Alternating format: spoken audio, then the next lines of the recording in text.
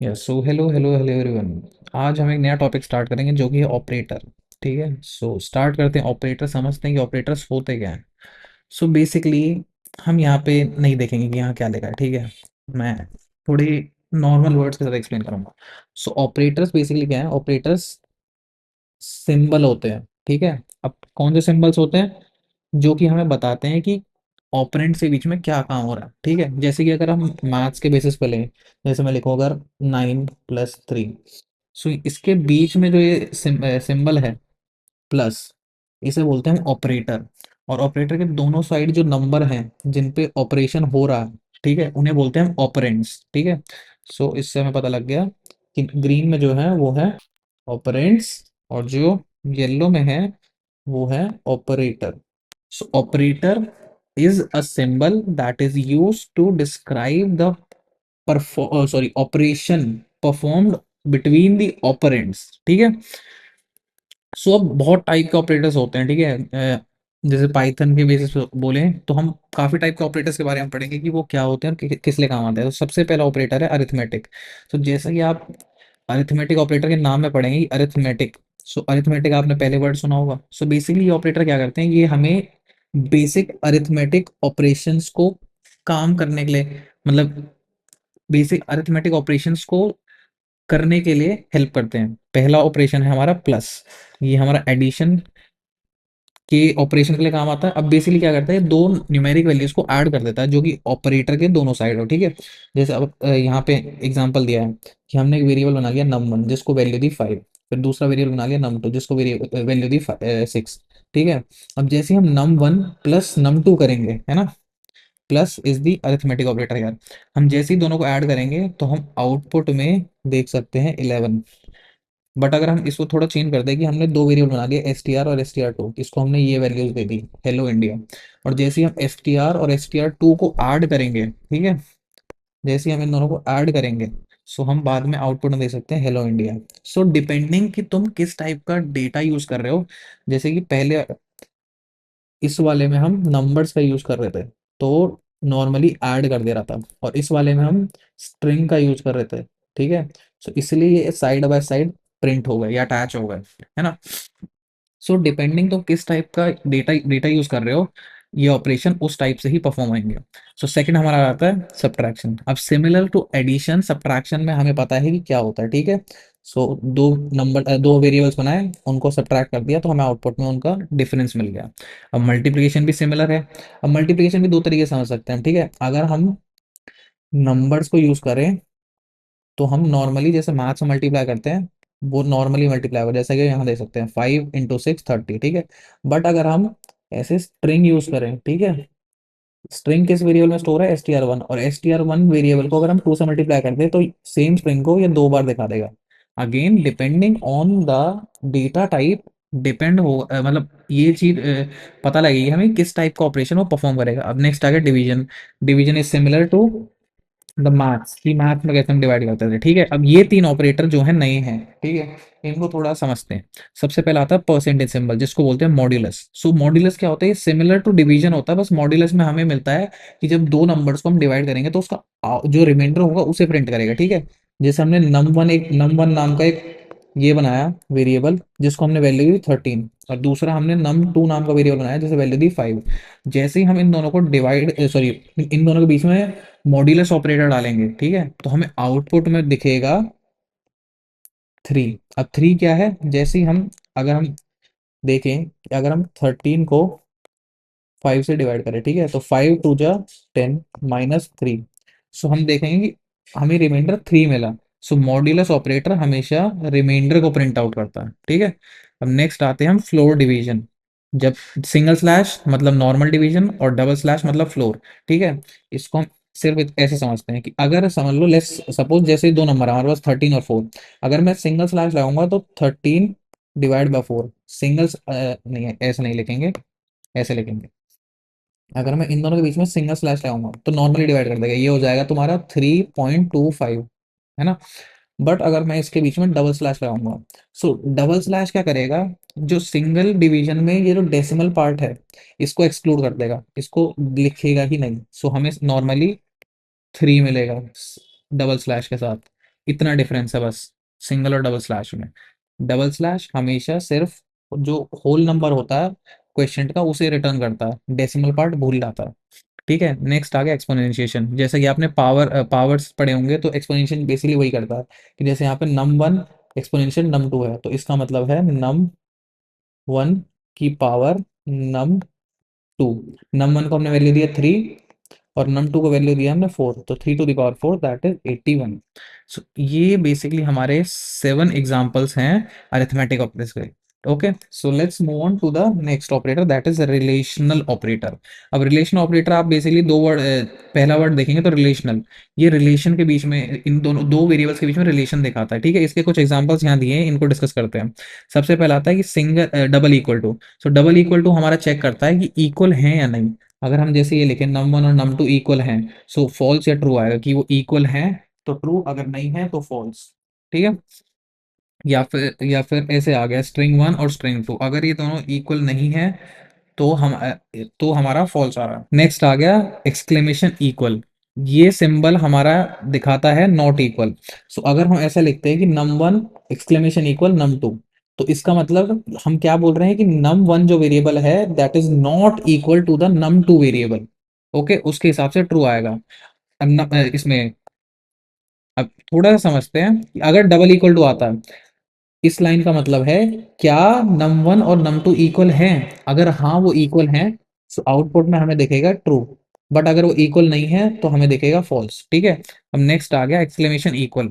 अब यहाँ पे देखें हम, क्या num one is not equal to num two, अगर वो नहीं है इक्वल तो हमें आएगा ट्रू, और वो हाँ इक्वल है तो हमारा हमारा आएगा फॉल्स। ठीक है, ये हो गया। नेक्स्ट आ गया greater than and less than. So आपने ये मैथ्स में पढ़ा होगा, num one is greater than num two, अगर हाँ तो ट्रू, नहीं तो false. Num one is smaller than num three, अगर हाँ तो ट्रू, अगर नहीं तो false. Similar similar to maths ये सारे हैं। अब ये थोड़ा सा समझने की जरूरत है, ग्रेटर देन इक्वल टू। अब इसमें दो कंडीशन एक से चेक हो रही है, या तो ग्रेटर देन या तो इक्वल टू, दोनों में से कोई भी एक अगर ट्रू हुई तो एट लास्ट हमें ट्रू मिलेगा। अगर दोनों में से दोनों ही फॉल्स हुई तब जाके हमें फॉल्स मिलेगा। और लेस देन का भी वही सेम फंडा है।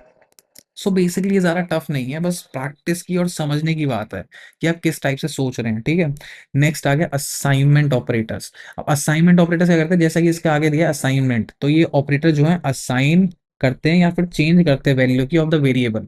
ठीक है, सबसे पहला आता है इक्वल टू, हमने बहुत बार यूज किया है, जैसे कि हम वेरिएबल्स बनाते थे, कोई भी वेरिएबल का नाम दिया, let's suppose var equals one. So यहाँ पे हम क्या कर रहे हैं, वन जो डेटा है, नंबर है, हम उसको क्या कहते हैं, असाइन कर रहे हैं टू द वेरिएबल वार। अब किसके थ्रू असाइन कर रहे हैं हम, ये है हमारा असाइनमेंट ऑपरेटर है।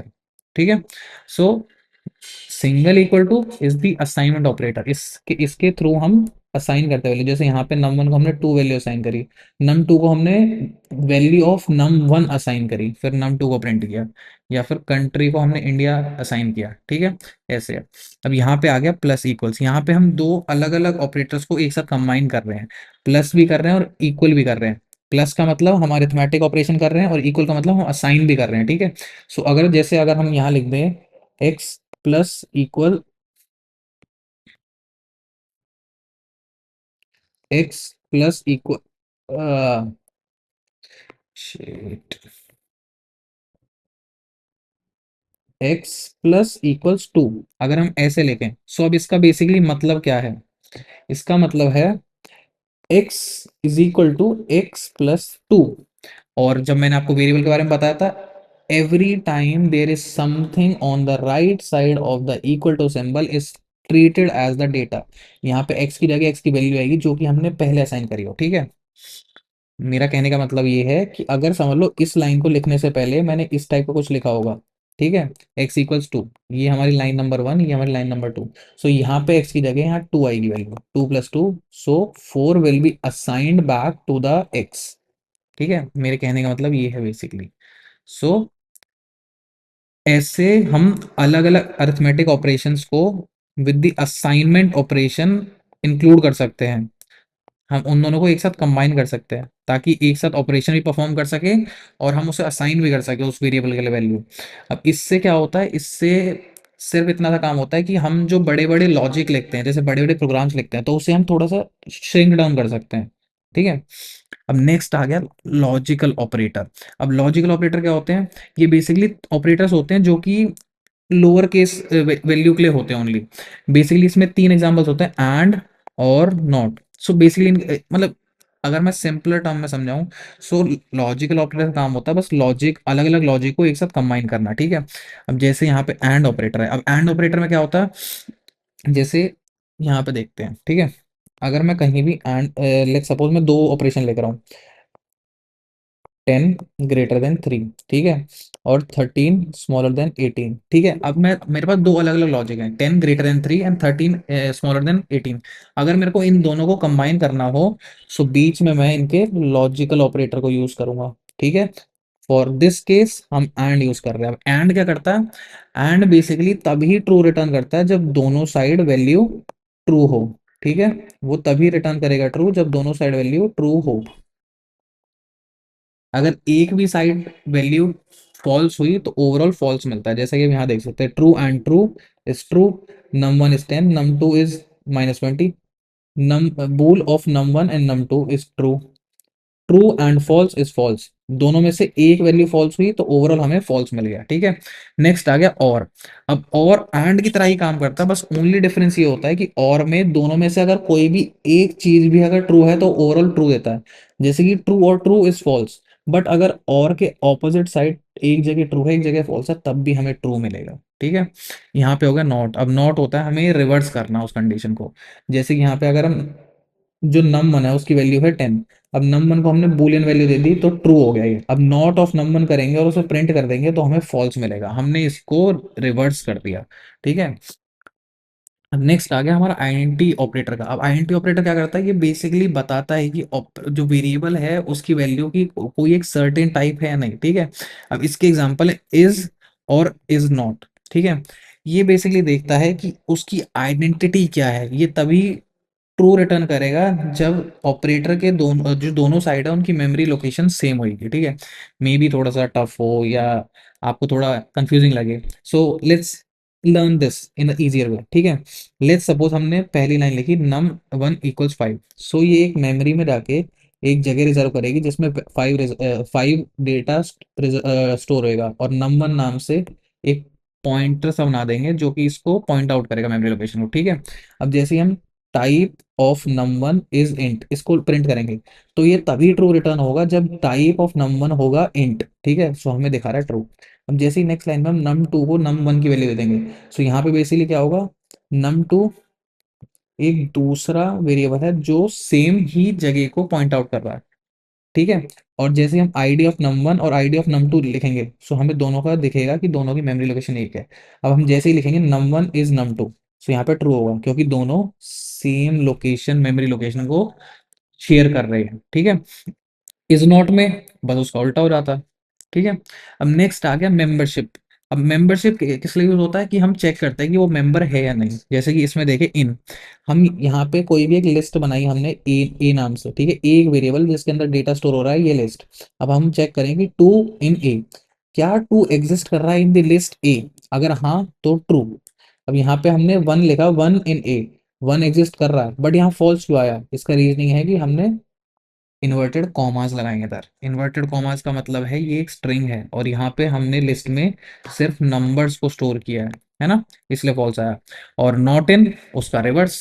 सो इसके साथ हम सारे ऑपरेटर्स को समझ गए कि उनका क्या काम होता है, वो कैसे यूज होते हैं, ठीक है। So for the next class we will learn about expressions in all. So I will see you in the next class. Thank you, see you, tata, bye bye.